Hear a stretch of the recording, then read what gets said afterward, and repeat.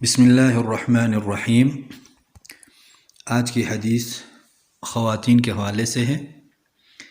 نبی علیہ الصلاۃ والسلام نے ارشاد فرمایا: الیس اذا حاضت لم تصلی ولم تصم فذلک نقصان دینہا۔ نبی علیہ الصلاۃ والسلام نے ارشاد فرمایا کہ جب عورت حائضہ ہوتی ہے تو نماز اور روزے نہیں چھوڑ دیتی، یہی اس کے دین کا نقصان ہے۔ یہاں پر جب خواتین میں سے کوئی خاتون ماہواری کی حالت میں ہو، حیض کی بیماری میں ہو، تو جب سے ابتدا ہو جائے تو اسے روزے اور نماز چھوڑ دینا چاہیے۔ شریعت نے جیسا کہ حکم نماز کا دیا ہے کہ نماز پڑھیں، روزے رکھیں، تو اس کیفیت اور اس وقت پر شریعت یہ بھی حکم دیتا ہے کہ نماز چھوڑ دے وہ خاتون، روزہ چھوڑ دے جو حیض کی حالت میں ہو، اور جو خاتون حیض کی حالت میں نماز اور روزہ نہیں چھوڑتی، یہ اس کے دین کا نقصان ہے۔ خالق بہتر جانتا ہے اپنے مخلوق کے بارے میں کہ اس کا نقصان کب ہے اور اس کا فائدہ کب ہے۔ اسی طرح عائشہ رضی اللہ تعالی عنہ فرماتی ہے انہا سئلت، کہ وہ اس سے سوال پوچھا گیا، هل تقضی الحائض الصوم والصلاة، کہ کیا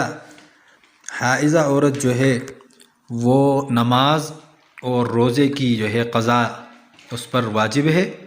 فقالت كنا نؤمر بقضاء الصوم ولا نؤمر بقضاء الصلاة، تو عائشہ رضی اللہ تعالی عنہ نے ارشاد فرمایا کہ ہمیں جو آرڈر ملا ہے نبی علیہ الصلاۃ والسلام سے کہ ہم روزے کی جو ہے قضا لائیں، ولا نؤمر بقضاء الصلاة، اور نماز کی قضا نہیں ہے۔ پھر علماء نے یہ ذکر کیا ہے کہ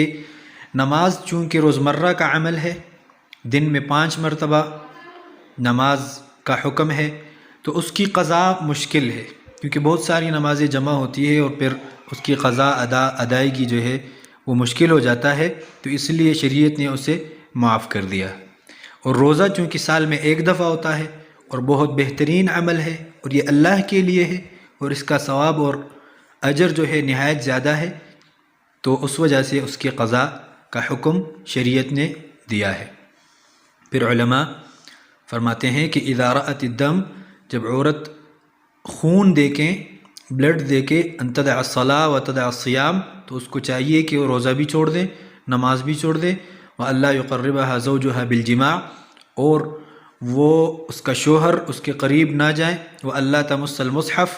اور وہ قرآن کو بھی ٹچ نہ کریں، وَأَلَّا تَطُوفَ إِن كَانَتْ فِي مَكَّةَ،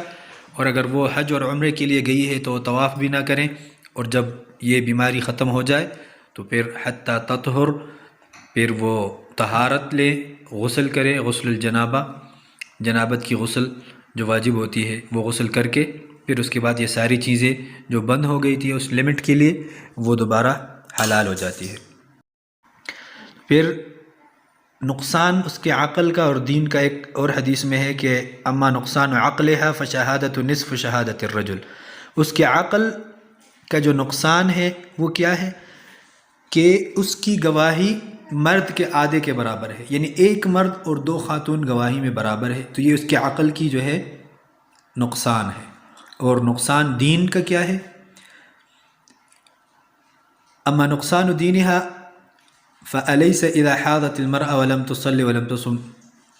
دین کا نقصان اس کا یہ ہے کہ جب وہ حیض کی حالت میں ہو تو وہ نماز بھی نہیں پڑھتی اور روزہ بھی نہیں رکھتی، تو اس وجہ سے جو ہے یہ اس کا دین کا نقصان ہوا۔ اس کے مخالف جو مرد حضرات ہوتے ہیں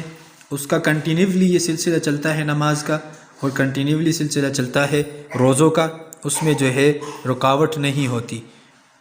تو اس وجہ سے خواتین کا جو ہے ماہ میں ایک دفعہ یہ سلسلہ رک جاتا ہے، تو اس وجہ سے حدیث میں بتایا گیا کہ یہ اس کے دین کا نقصان ہے۔ الغرض خلاصہ کلام یہ ہے کہ جب